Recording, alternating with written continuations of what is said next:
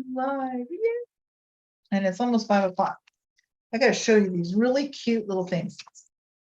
And it's kind of echoey here because I'm rearranging my office and I'm putting stuff in them. Took out some furniture so it's not as damp. But are these not the cutest? These little shoes. They're little backpacks. And I just got them in the mail today.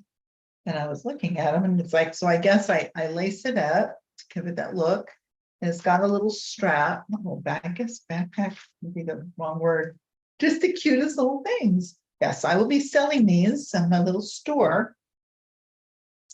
But I just thought they were just too cute. And I'll probably put this one as the display. They have many different colors. I got four. I got the black one. I got a light blue one, red one. I'm selling them for $10, not including shipping. So just know that. And I will probably advertise a little bit by mouth. I do have a resale permit, so I am opening up my little retail store. Just little things that are kind of cute that, you know, when people come into my office. It's got an adjustable strap, which is kind of cool. And then it's got the laces that go inside. Isn't that neat?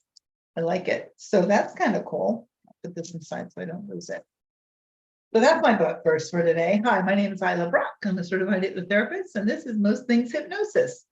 I'm about a minute behind. So I just thought I'd come on here. I've got so much going on in my office and my practice. I mean, it involves a drill. This is my life today after I'm done with my program, putting up stuff on the walls. And I finally did. I finally put up my diploma and some certifications up on my wall.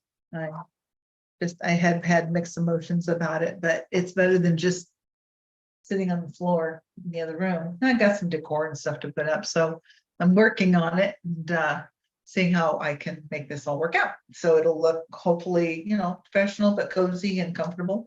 And I am having a really good hair day. I see myself because I'm the only one here right now. I don't know if anyone's watching on YouTube. I hope so. And if you are, hey, hit me up and just let me know. Today we're going to talk a little bit. I did a live Facebook yesterday. And I'm just drinking bubble water with a little pineapple juice. Very refreshing.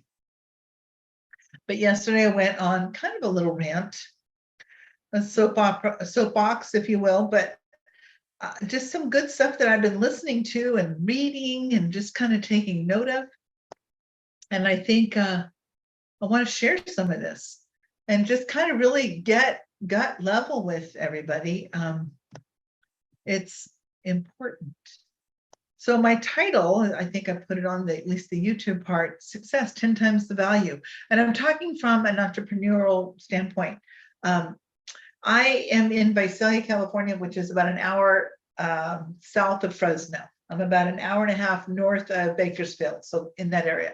I live in Visalia. I'm in the Central Valley. This is all the Central Valley.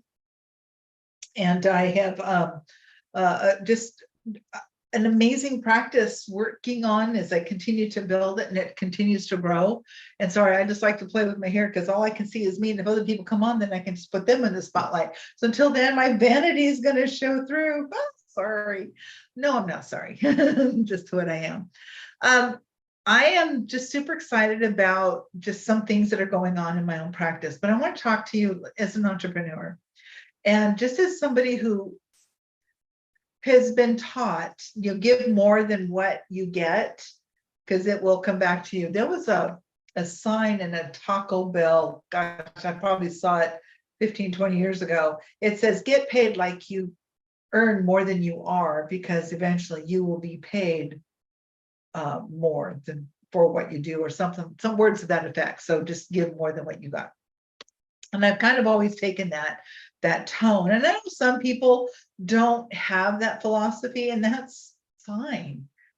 You are a kind of the philosophical nature. Maybe you don't You don't want to, this is it, you get paid from A to B and you're not going to get C at all. Well, you pay me from A to B, and with me, you're going to get all the way to Z. Because I want you to come back. I want to build rapport. I want you to be helped. I want things to get better. And just, see how they go with you, and just be that person that's the one hassle-free person in your life. 10 times the value. And this is something I learned when I was in hypnotherapy college from a very wise, exciting, very educated instructor. And he said, just always give 10 times the value. That's an old concept, probably as old as time, but the way he said it has really resonated with me. So if you're selling something for $10, then you're going to make the person purchasing it from you that they got $100 value. And the same thing, I'm in the service industry, so I serve people, and I want them to feel like they're getting a value way more than what they're paying me. And I only charge now $125 an hour. So it's very affordable, even in this area. And I'll probably stay at $125 for a while, because my goal in my little mission statement, my purpose in life, is to help as many people as I can achieve their very best. And the way I want to help people, as many people as I can, and I can do it at $250 an hour or $300, whatever, but I want helping as many people as I can. I'm helping as many people at that point who can afford me. And I don't want it to just be who can afford me. I want the people who need this help that can afford it, that want to provide, because that's a cash-based system here, because they don't let us take insurance in the state of California. I don't know about other states. I know that we can't do it here. In my profession, one of the commodities that most of my clients enjoy is time. They need time. So I used to, when I'm in hypnotherapy college, they taught us to do 50-minute sessions.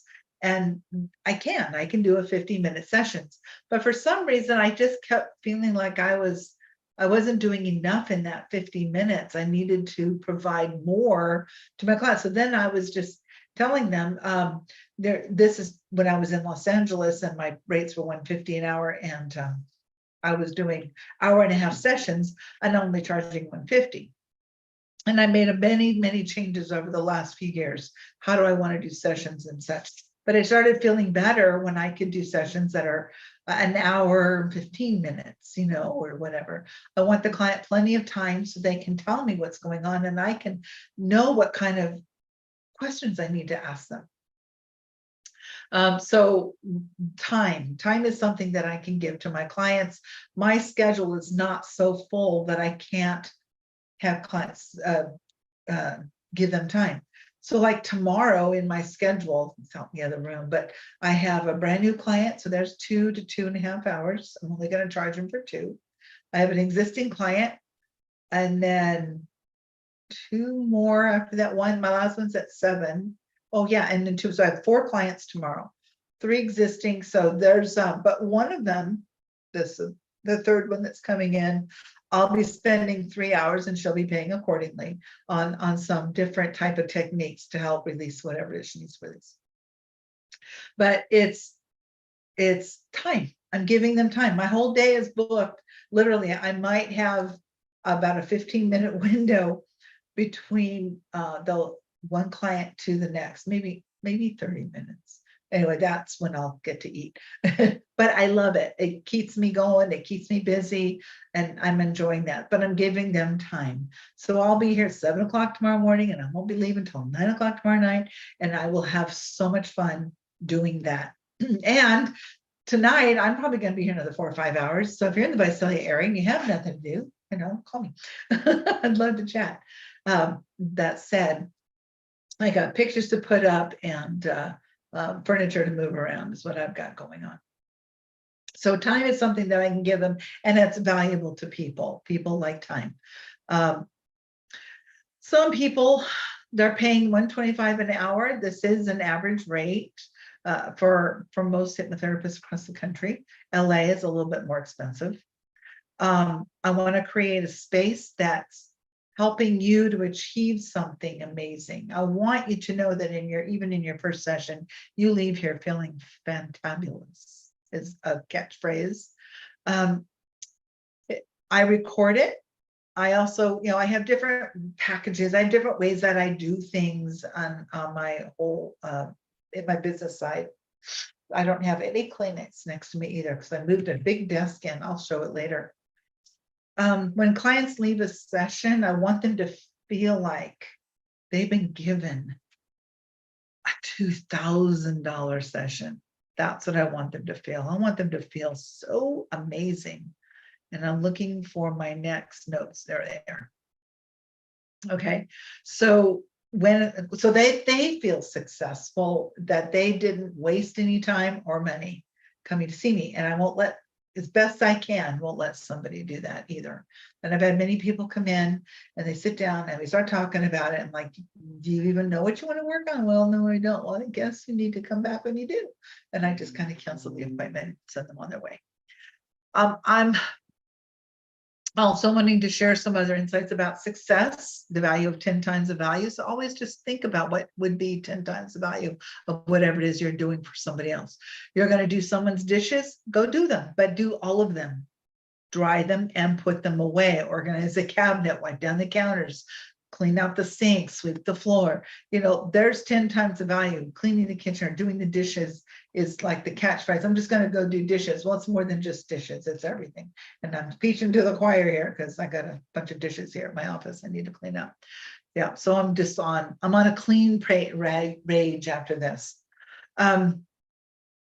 Now for success, it can be tricky when we all have our own personal identity, our personal definition of what success is. And there's no wrong answer to what success is. It really relates to what your category for success. Are you successful in your marriage, with your parenting? Are you successful in business? Are you successful in hanging a picture? I've hung 3 already today, and I've got a whole bunch more just decorating. I'm terrible at it, but I'm just going to throw it up there and see what sticks. Where is your success? So everyone's going to be successful right where they are. You're successful where you are right now. Anything outside of that, outside of your comfort zone. And when you step out of that comfort zone, you're just doing that. You're not comfortable. And it's like, you've got to level up. If you want to level up, you're going to have to step out of the comfort zone. Hypnosis can help with that. It helps you become more comfortable stepping out of your comfort zone, and we create a new comfort zone that you can adapt to. Your mind and body adapt to the new comfort zone. So now wherever you were before, you have a new comfort zone. Now it feels good. Oh, I'm in my new comfort zone. Cool. That kind of thing. Also, excuses people have for not leveling up. So let's talk about jobs and career. If you are working in a job and not a career, and you want a career, and you're in your late 40s or your early 50s, like I was, why don't you have your career? Why not? To me, I didn't think I could. And then in probably about age 42, I went back to college, finished my undergraduate degree, and then I started attending law school. And then I found hypnotherapy in the middle of all that and decided to leave law school because it's like I found my calling. I found this is so ingrained in me right now. I'm happy. It's like, I'm happy. I helped create my happiness. It's within. I'm going to do this no matter what. Until I can't, I'm doing this. This is what I get to do. Help people achieve their very best. So when we're looking at people in your jobs, in your careers, want to ask yourself, why don't you have what you want to do? So just imagine that. And I do this with my clients, that little magic wand. If money wasn't an object and you could be or do anything you ever wanted to do, what is it? That first thought right there, write it down. Write that down. And as soon as you write that down, write down everything you know about it, or think you know about it, including what it would take to get there. I might have to go back to school. Okay, great, go back to school. I may have to go get a certification. Go get a certification. These are things that you can do to make it happen. It requires money. Go get more money. There's always more. Money is energy. It's like, don't make money an excuse. Excuse me. So create a goal statement of what you truly wish and desire you want to be doing. And I didn't know, I know I wanted to help people. So that was the avenue. The door opened. I went to college. The door opened again. I started going to law school, and the door opened again, and I became a hypnotherapist. And I loved teaching, and I taught for so many years, and it was so much fun. And so I get to continue to educate and help at the same time. No one is going to be, there's the what's her name? There's a commentator, content provider. Her name's Mel Robbins. I may have spoken about her before. She's amazing. I really wish I had my fan with me. It's hot in here. She's amazing. She has just an amazing way of putting things in. She's not the first person I've ever heard say this. So, but it was just how she said it resonated with me, and I'm going to share it with you. Some people are just waiting for something to happen instead of doing something to happen. No one is going to pick you. No one's going to call you. No silver plate's going to show up for you. It's going to be, that's my little motto. If it's going to be, it's up to me.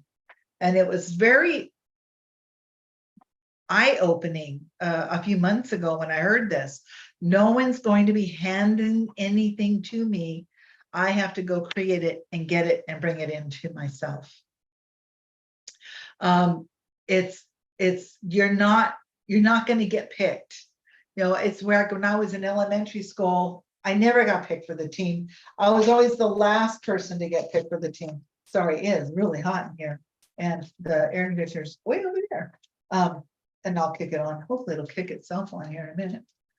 But you're never gonna, it's like some people, and I was one of them, just waiting for something good to happen to me. I'll just be the good, amazing person in everyone's life. And at some point, someone's going to pick me to be their whatever. No, I want more than that. I don't want to just be picked. I want to earn what I have, and I am. And I'm going to do it. I have to do it myself. The other commentator or author is Brian Tracy. He says the same thing. Don't wait for something to happen. And then don't blame others or make excuses about your situation and circumstances, because this is why I can't do X, Y, and Z. Okay, but that's an external thing that has nothing to do with you. Can you do X, Y, and Z? Whether that's there or not, seriously? Yes, you can. Most of the time, yes, you can. There's a way. If there's a will, there's a way. We want to blame others. We want to make excuses. And some of us live at home. Oh, there's another thing on my notes here. I didn't make an outline. I just started writing, and I'm trying to get to decipher through my notes. Some adults live with their parents. Look, I was an empty nester before I got divorced. My ex-husband and I, we had this cute little house we were renting in Long Beach, California, and it was tiny. It was like 17 feet wide. It was a house by 41 feet long, and it had 3 bedrooms and a big bathroom and just a ginormous living room, kitchen area, right? It was perfect for 1 or 2 people. Well, slowly, within about 6 weeks, all 3 of my children moved in with us. Moved back home, and that we were happy to have them. You know, it wasn't like for any whatever they were. I was just, it was like fine. They moved back home. Every one of them had a job. Every one of them was either going to school, they were working, whatever. They had lives, and they had vehicles. They had whatever it is they were doing. Great. You know, I don't begrudge anybody. You want to live at home and make it easier? Great. I have a boyfriend. We met 2.5 years ago, and he's just like the love of my life. And before, about 6 or 8 months before I met him, he was living with mom and dad. Now, part of that was to help take care of his dad. Part of it was so he can go back to school and get his degree and save a little money. And that was, and he was going through his divorce. And this was, you know, years ago. So now he's moved out, he's on his own, yada, yada, and being responsible, yada, yada. But it's not a horrible thing. And some people are just so angry because they have to live at home. Well, embrace it. Love it. Just learn to love it. Imagine living at home. Look, if you're living at home with mom and dad, yeah, it can be really daunting. It's their house, their rules, the way they do things, but you grew up with those ways. So it's not like it's not new to you. So it's like work on moving up, move out, move on. You can do it. Save the money if it's helpful. Why are you living with your folks? If that's not where you want to be, then feel free to go. If you're stifled or limited, and yet what are you doing to change your situation and to change what's going on in your life? Maybe it's not an option for you, and I understand that. Now, many people who have to live because of finances, and that's fine, but do something that's changing your life. What? How do I do that? Call me. We'll discuss it over the phone. The phone call is just call me and I'll just ask you a bunch of questions, kind of get your mind starting to work out. Uh, don't be a bully in your own head. Just look for options that you have to give yourself a way out. And don't kick yourself when you don't get it the first time. We don't fail. We just learn new ways of feedback, new ways of not doing something. Okay, that didn't work. Let me try this. Let me try that. Let me try this. Look at the man who started Starbucks. Look at Thomas Edison. I mean, the examples of the people out there who, quote, failed, didn't really fail. They just learned different ways not to do it because they were so passionate about what they were doing, what they were learning. They weren't going to fail. They were just going to learn how it was going to work for them. Successful people, they have what makes them successful. Look at our high profile people in the world, and I don't care if you like them or hate them. Successful people, and those are the ones that are the most successful get ridiculed the most. Look, they've made it. Look at the people who Donald Trump, he's a gazillionaire or whatever. He'll never want for anything. It will never happen because of his mass wealth. Well, he wrote some goals down. He gets up early. Look at one of my favorite actresses, comedians, is Jennifer Aniston. I just love her and her diligence and deliberateness, and just her way that she just moves forward no matter what. And she's just got a real cuteness about her. And she's just an amazing comedian. You've got Steve Harvey, who started on the other side of the tracks, if you will. And he's great at telling you about his testimony. He gets up early. He does the grind. You've got Dwayne Johnson, same thing, getting up early, grounding themselves. All of them, every time I hear about it, it's like, and they're asked that question, how do you do your days? I get up early every day and I exercise or I meditate or both or whatever. Getting up early and starting your day. Successful people write it down. I don't write enough down. I need to write more down. Okay. So I'm going to do that too. Write it down. And then there's a thing, you can Google it. It's called SMART goals, SMART. It's specific.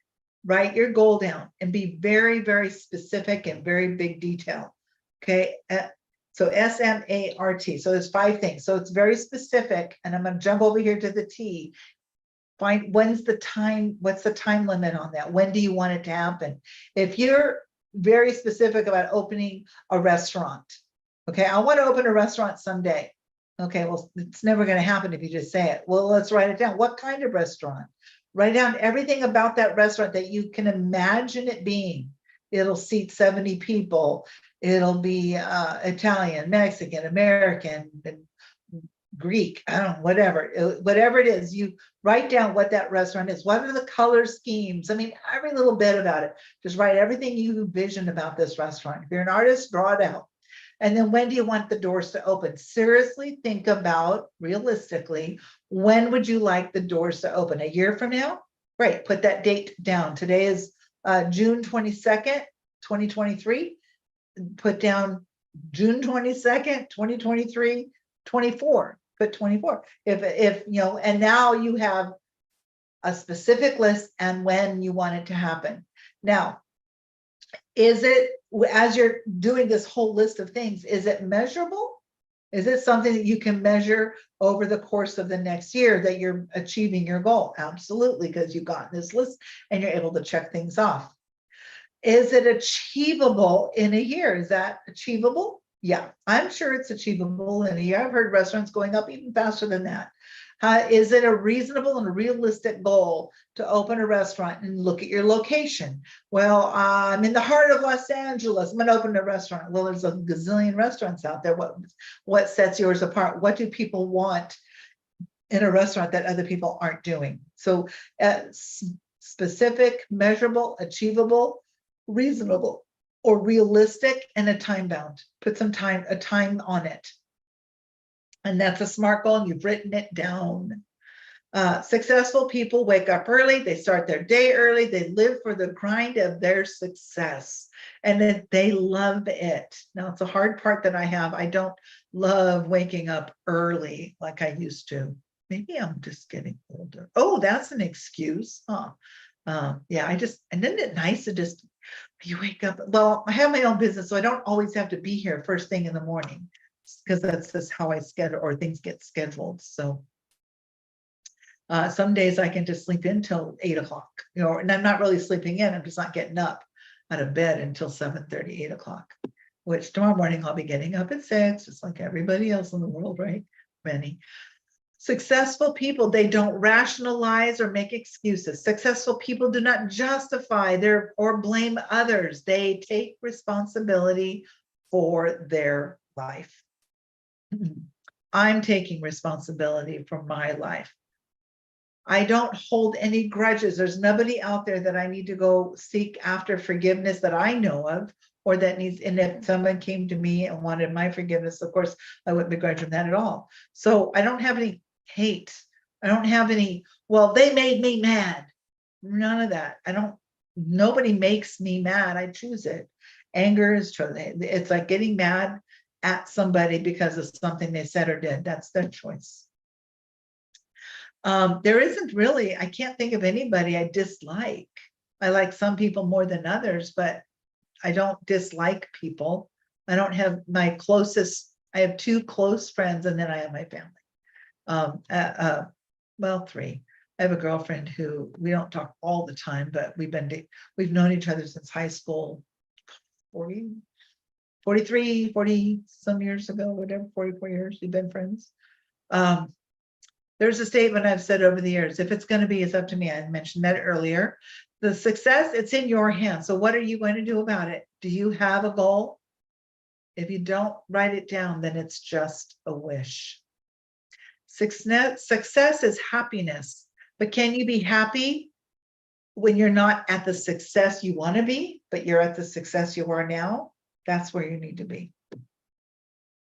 People can define success as money related.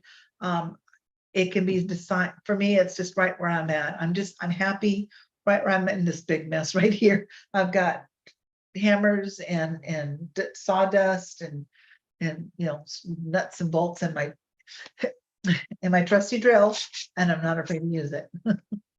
I know how. Well, I think I do anyway. So stop chasing and start building. Stop sitting on the couch with the bag of potato chips. Being content right where you are. In a biblical sense, there's an apostle named Paul. He wrote most of the New Testament and the epistles. He said that he is content right where he is, and I'm paraphrasing.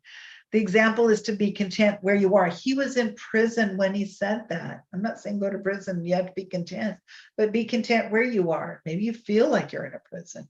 Maybe you're being stifled. Success, that your success, where you are, while you're building your success at every level, be content on that. I wasn't content when I walked into my office after making it a mess yesterday.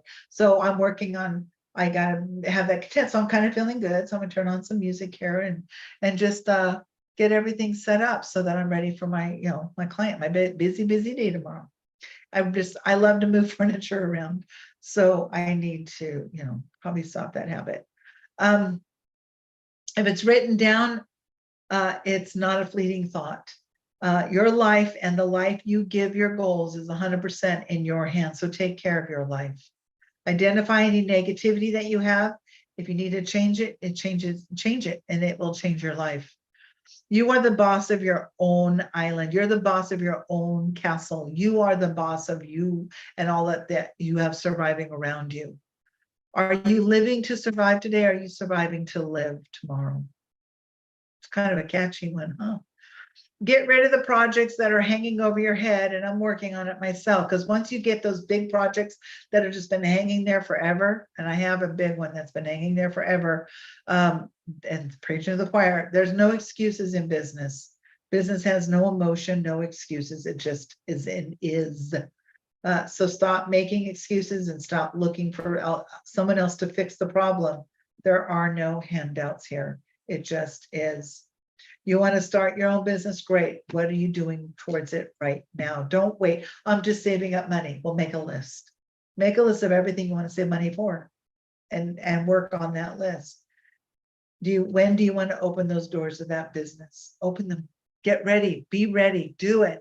And don't just make excuses that you can't, or I'm too busy. What are you doing? How much TV do you watch? How much social media do you sit on? My phone tells me how much time I've spent on it every week and how much time I've spent in. My average daily use is 3 hours on my phone. Average daily use. That's, to me, out of 168 hour work week. So if I'm spending 21 of those hours, that means where are my other 140 some hours going? So I have 140 hours, and I can calculate, it's like, how much time am I wasting? I don't mind putting some time on social media because it is part of my business, being on social media and such, but I don't know if 3 hours a day is a good thing. Anyway, I hope this helped and resonated with you. Be sure, just comment or call. My address, my email address, it's ilab@Central Valley Hypnotherapy, or you can just look up my phone number. Just go to my website. My phone number is all over it. You can just call me anytime, and I'll be happy to chat with you about your goals and see where we can lead that. Take care, and I look forward to chopping it up with you next